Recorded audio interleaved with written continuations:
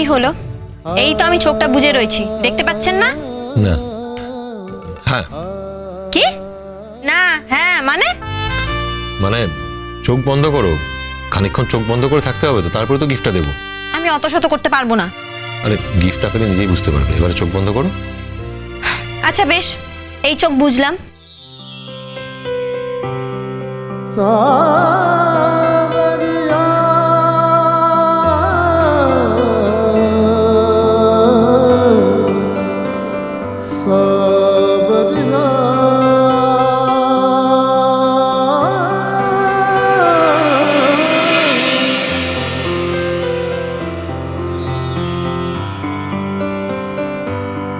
तेरे बिन जिया जाए ना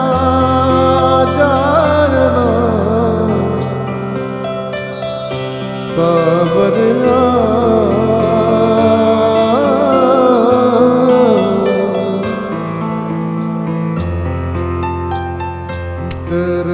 কি কখন দেবেন? এই তো দিলাম বলে।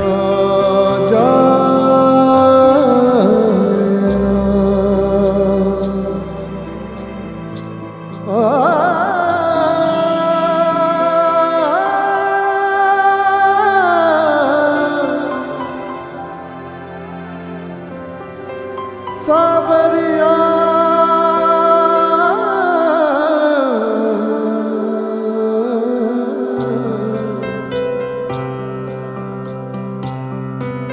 तरफ तरफ मोहे बिरहा सतार रे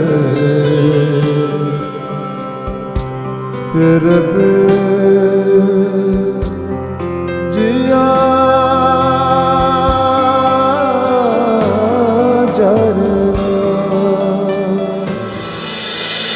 রনু একটু আস।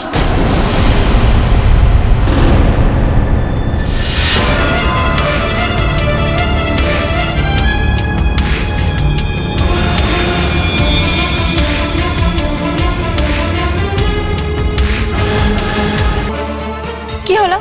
এতক্ষণ চোখ বুজে রইলাম, আমার গিফটটা কোথায়? পরে দেবো।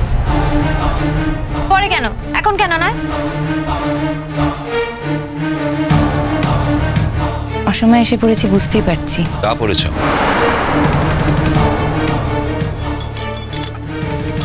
সরি, নেহাত প্রয়োজন না হলে আমি এ ঘরে আসতাম না। আসলে আমি বুঝতে পারিনি যে তোমরা এতটা প্রাইভেট স্পেসে আছো। তোমার বোঝার কথাও নয়, আমি জানি তুমি বুঝবে না, তাই আমি আশাও করি না। কি করে বুঝবে তুমি? বিয়ের পর দাদা ভাইয়ের সঙ্গে তো একটা রাতও কাটাওনি, তাই হাজব্যান্ড ওয়াইফের প্রাইভেট স্পেসটা যে কি তুমি বুঝবে না। হাজব্যান্ড ওয়াইফের প্রাইভেট স্পেসটা যে কি তুমি বুঝবে না।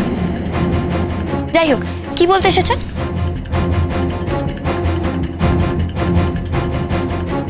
কিপ কোয়াইট, কারণ আমি তোমাকে কিছু বলতে আসিনি। ও সরি সরি সরি, ঠিকই বলেছ। আমার সঙ্গে কেন কথা বলতে আসবে? যার সঙ্গে কথা বলতে আসবে তিনি তো সামনে দাঁড়িয়ে আছেন। আমার মনে হয় এখানে থাকা ঠিক হবে না, আমি চলে যাচ্ছি। দাদা রয়মন, তুমি কোথাও যাবে না। রূপকথার এমন কোনো কথা থাকতে পারে না যেটা তোমার সামনে বলা যায় না। যা বলার রূপকথা তোমার সামনেই বলবে।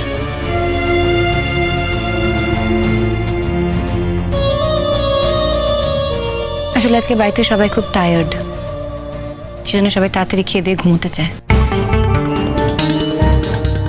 তোমরা এখনো নিচে নামোনি, সেজন্য আমি তোমাদের ডাকতে এসেছিলাম। তোমাদের না, বলো তোমাকে, কারণ তুমি এক্ষুনি বলেছো তুমি আমার সঙ্গে কোনো কথা বলতে আসোনি, মিস্টার চ্যাটার্জির সঙ্গে কথা বলতে এসেছো। তার মানে স্বাভাবিকভাবেই তুমি ওনাকেই ডাকছো।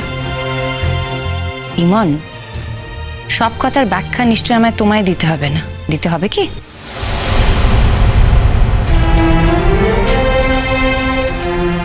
রনু, এখানে একটা সই করে দিও। কি এটা? লেখাপড়া জানো, দেখে নিও কি এটা।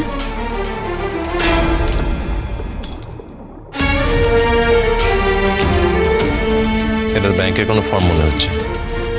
ব্যাপারটা কি? আমাকে সই করতে হবে কেন? তোমার দাদাভাইয়ের টাকাগুলো এসেছে, তাই ভাবছিলাম সেটা ফিক্সড ডিপোজিট করব। নমিনি হিসেবে তোমার নাম রাখতে চাই, সেজন্য তোমার সই লাগবে। বাড়িতে এতজন লোক থাকতে আমাকে নমিনি করতে চাও কেন? মিস্টার চ্যাটার্জি, এই যে আমি আপনাকে একটু আগে বললাম আপনি ন্যাকামো করছেন কেন? আপনি যদি ন্যাকা না হতেন তাহলে এই প্রশ্নটা করতেন না। বাড়ির এতগুলো লোককে ছেড়ে রূপকথা দিয়ে আপনাকে কেন নমিনি বানাতে চাইছে? বুঝুন, বাড়ির সব লোক তো লোক নয়। বাড়ির সবকটা লোক তো আর রূপকথাটির কাছে আপনার মতো এতটা ক্লোজ নয়, তাই না? শুধু বাড়ির লোক কেন, পৃথিবীর সব থেকে ক্লোজ মানুষ যদি কেউ হয়ে থাকে রূপকথাটির কাছে, সেটা একমাত্র আপনি। তাই আপনাকে ছেড়ে আর কাকে নমিনি বানাবে? না, তোমার কোনো আপত্তি আছে? হ্যাঁ, আমার আপত্তি আছে। তার মানে তুমি বলতে চাইছো তোমার একটা সই করতে আপত্তি আছে? না, কোনো কাগজে সই করতে আমার আপত্তি নেই, কিন্তু তোমার নমিনি হিসেবে আমাকে রাখার বিষয়টাতে আমার আপত্তি আছে। তার মানে তুমি বলতে চাইছো এইটুকুন কাজও আমি আমার নিজের ইচ্ছা মতো করতে পারবো না? না, পারবে না। তোমার নমিনি হিসাবে তুমি তোমার পরিবারের বা তোমার বাড়ির কাউকে রাখতে পারো, তোমার বাবা, মা কিংবা অন্য কেউ। আমার কোনো নমিনি রাখার প্রয়োজন নেই। আমি বুঝে গেছি রনি, ইমন তোমার ব্রেন ওয়াশ করে ছেড়ে দিয়েছে। মাসিমণির বিয়ে দিয়ে মাসিমণির ছেলেকে তার কাছে ফিরিয়ে দেওয়ার বিনিময়ে তোমার মাথাটা ওয়াশ করে ছেড়ে দিয়েছে। হেন্সফোর্থ আমি কোনো রকম অনুরোধ নিয়ে তোমার কাছে আসবো না তো।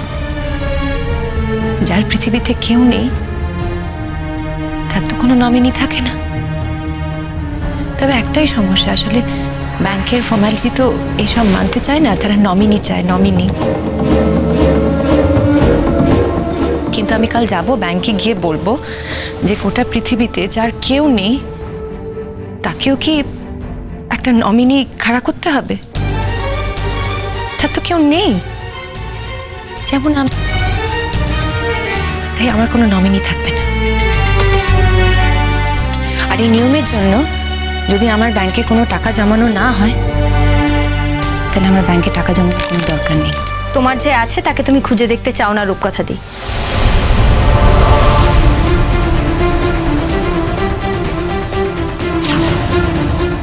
যদি চাইতে তাহলে ঠিক খুঁজে পেতে।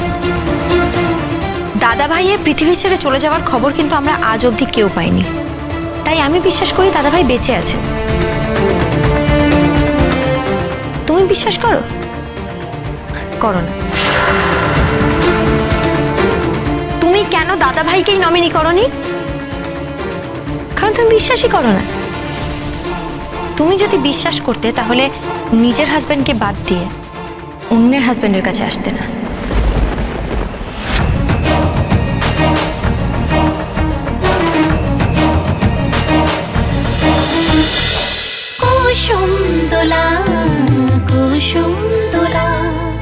স্টার জলসার প্রিয় শো দেখার জন্য সাবস্ক্রাইব করুন আমাদের ইউটিউব চ্যানেলে এবং আপডেটেড থাকার জন্য প্রেস করুন বেল আইকন। চলো চলো চলো চলো পাল্টাই।